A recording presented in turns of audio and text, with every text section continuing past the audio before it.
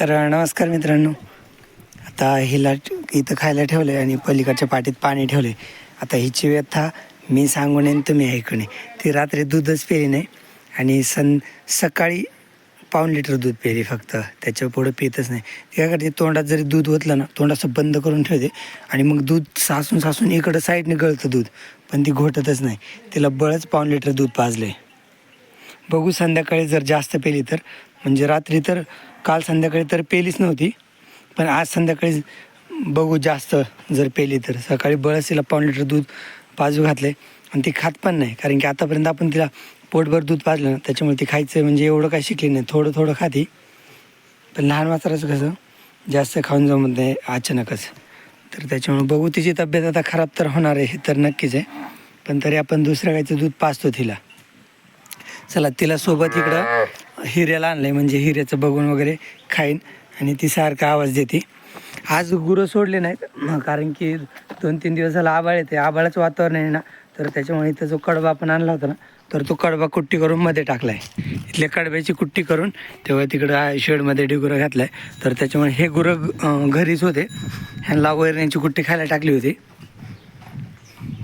आता थोड्या वेळाने हे चारायला जाण्याचं वृंदात. आत्ता कुट्टी वगैरे झाली व्यवस्थित आणि तिथली थोडी साफसफाई वगैरे झाली. आत्ता गुरं जाणार आहेत चारायला थोड्याच वेळात. तिकडं गाई हौदावर गेलेत ना, तिला वाटते तिचीच आहे काय की सारखी ओरडते. ती जर लहान असते ना तरी बॉटलने दूध पेली असते किंवा जर्शी गायला, पण ती आता कळती झाली, ती 1.25 महिन्याची झाली. तिला तिची आई चांगली कळत होती, ती आईला चांगलं ओळखत होती. त्याच्यामुळं ती आता दुसऱ्या गाईला पण दूध पित नाही. म्हणजे आपण मोकळं सोडत होतो त्यावेळेस प्रयत्न करत नव्हती. ती तिच्या आईला चांगलं ओळखत होती, तर त्याच्यामुळे ती दुसऱ्या गाईला दूध नाही पिणार.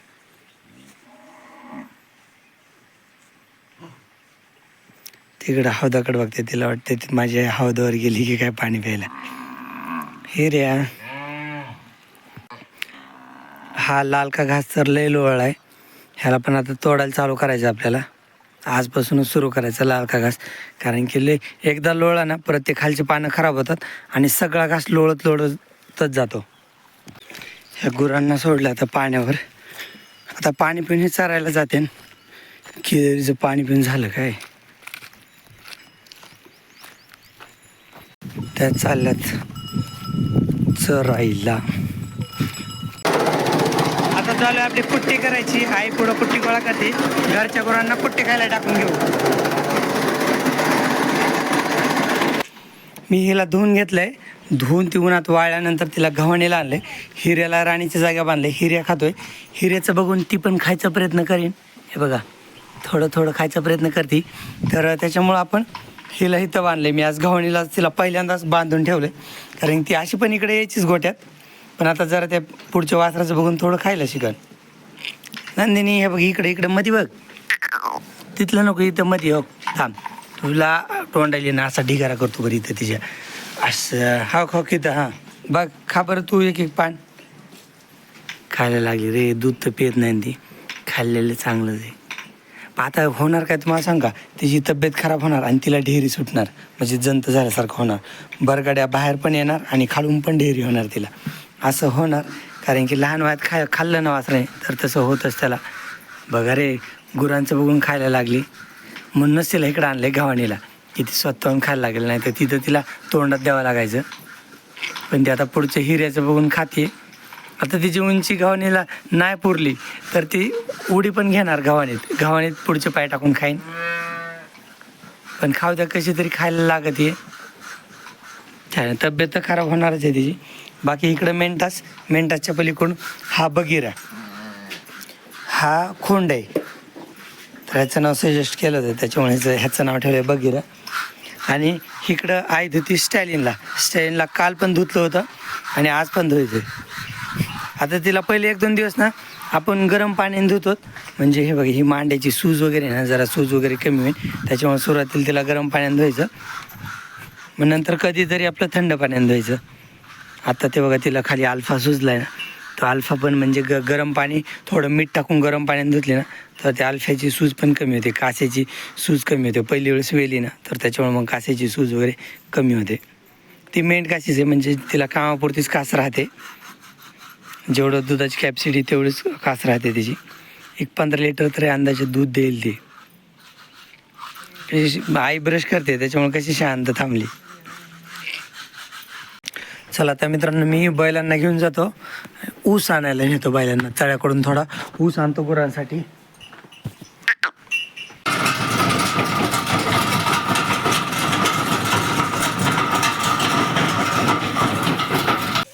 तर मी तळ्याकडं बैलगाडी सोडली, चिमण्या खातोय बांधाचं गवत आणि सर्जा करतोय टाईमपास. मी इथं तोडलाय थोडासा ऊस, परत आता आणखीन थोडा ऊस तोडतो.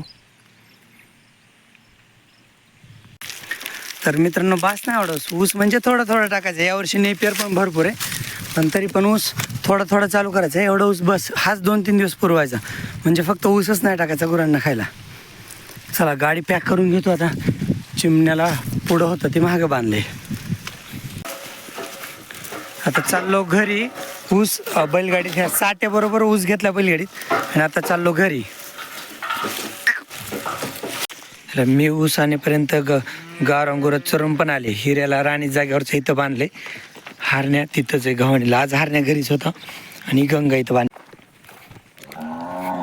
हे बघा, हिला पप्पा इकडे फिरव देत, म्हणजे तिला खायला आणलंय कवळा ज्वारीचे पान वगैरे काही खाल्लं तिने तर. हे चिमण्या चल. ती सारखी ओरडते. ते बघा, बैल बघितल्यापासून सारखी ओरडते. आता ह्याला बॉटलने दूध पाजायचे. आमच्या घरात मेहनत म्हणलं की नको. ही गाय वेली होती ना, मी बाहेर गेलो होतो सकाळी, मला जरा काम होतं ते. ह्यांनी ह्याला बॉटलने दूध पाजलं. कासात दूध पाजायचं म्हटलं ना तर गाय थोडीशी हालचाल करते, नवीन असते पहिला आणि हे वासरू आहे ना, तर ते सड तोंडातून लगेच सोडतं. तर त्याच्यामुळे लई मेहनत लागते एकदा ह्याला पाजायला. एकदा त्याला कळलं ना आपल्याला कासेतून दूध भेटते, तर मग जास्त काय न दुसरी तिसरी वेळेस जास्त काय मेहनत लागत नाही. मग पहिली वेळेस वासरू कासेत दूध पाजायला ना भरपूर मेहनत घ्यावं लागते. त्याच्यात परत गारण वासरं तर लवकर पितात. जरशा वासरांना तर लई मेहनत घ्यावं लागते, म्हणजे त्याच्या सड सतत तोंडात द्यावं लागतं. आणि वासरू काय करतं, नवीन असताना तर आपण पुढं ओढलं की वासरू मागे ओढत असतं. तर त्याच्यामुळं वासराला दूध प्यायला शिकवायला पहिली वेळेस भरपूर म्हणजे लय झटावं लागतं, म्हणजे लय मेहनत असते. ते सारखं मागं असतं, परत त्याला पुढं घ्यायचं.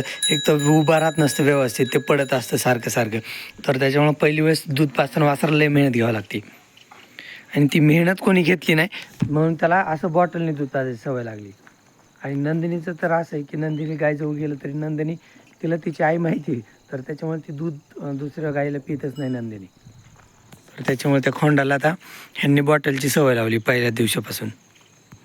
आता हे दूध आहे ना 5-6 दिवस पिवळंच राहतं बरं, काय कलर नाही. चल इकडे बगिरा, ह्याचं नाव बगिराच ठेवलं आपण. आणि ह्या बॉटलनी काय होतं ना, म्हणजे सडापेक्षा जास्त प्रमाणात दूध गळतं ह्याच्यातून, म्हणजे फास्ट. तर त्याच्यामुळे वासरू पण लवकर पितं. ही आपली लहान मुलाची बॉटल आहे, आपण अगोदर आणली ती वासरांसाठीच. तर ही लहान मुलाची बॉटलीच आपण पाजतो. आता वासरांसाठी पण बॉटल आल्यात 2.5 लिटरच्या 1 लिटरच्या मोठाल्या. पहिली वेळेस दूध पाजताना वासरात जरा म्हणजे मेहनत घ्यावं लागते, जरा म्हणजे भरपूर मेहनत घ्यावं लागते. एक तो वासरू ऐकत नाही, परत त्याला सड तोंडात घ्यायचं कळत नाही, काय नाही. आणि बॉटलनी पहिली वेळेसच म्हटलं ना, ह्या बॉटलनी जास्त प्रमाणात दूध जातं तोंडात, तर त्याच्यामुळे त्याला लगेच कळतं तोंडात दूध येते, त्यामुळे ते पटपट पितं. आणि काय ना, हे थांब वर बघ ना बघिरा, मग वर बघ तू वर बघ ना, थांब. आणि काय ना, हिच्या आईचे सड पण लहान आहेत, लहान सड आहेत ना, तर त्याच्यामुळं प्रॉपर ह्याला पिता चाललं नाही. आणि म्हणजे प्रयत्न केला होता ह्याला काशीला पाजायचा, पण हे अर्धा तास झटले तरी वासरू काय काशीला दूध पिलं नाही. मग आणि मी असतो ना, अरे मी म्हणजे मला वेळ नव्हता रे, नाही तर मी ह्याला काशीला दूध प्यायची सवय लागली असती. मी लय झटतो. असले लहान वासरं हे म्हणले ना, आजारी गुरं मी लय वेळ देत असतो. म्हणजे टाईम नसला ना तरी आजारी गुरांसाठी, लहान वासरांसाठी मी वेळ काढतच असतो. मग मी ह्याला काशीलाच पाजलं असतं पहिली वेळेसच. अरे पण नेमकं मला काम होतं ना परवा दिवशी नाही, काल सकाळी. आणि हे जर क्षेत्र बघिरा, इकडं बघ, थांब बघिरा. आणि हे जर क्षेत्र हे लय पटकन शिकतात आणि इतकं फास्ट दूध पिते ना. आता मी तुम्हाला बोलत ह्याला बॉटल लावली तोंडाला, आता बघा किती पटकन बॉटल संपवत आहे. ह्याच्यातून दूध पण लय फास्ट जातं या बॉटलमधून. हा, त्याला एक हाताने सपोर्ट द्यायला पाहिजे तोंडाला जरासा खालून. पहिले सुरुवातीच्या 3-4 बॉटल तर लय फास्ट पितं, आता तरी जरा स्लो. वर बघ बघिरा, वर बघ ना, थोडंसं राहिले. हां,